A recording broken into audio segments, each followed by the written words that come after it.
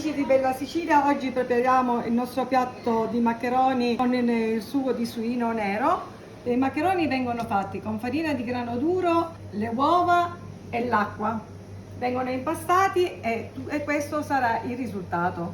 Dopo verranno fatti dei pezzettini di pasta, verranno assemblati con lo junco e alla fine sarà questo il risultato. Questi verranno conditi con un sugo fatto con le cotenne sottosopra, delle costicine di maiale di suino nero. Verranno soffritte con la cipolla, l'aglio e tutti gli aromi naturali della nostra zona e poi sfumati con il vino cotto. Il sugo dovrà cuocere per 3-4 ore come di tradizione e dopo verrà il tutto assemblato e impiattato.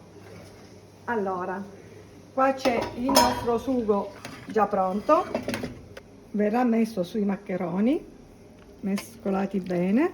Questo sugo è così buono perché viene tramandato di generazione in generazione ed è fatto con degli ingredienti semplici ma gustosi.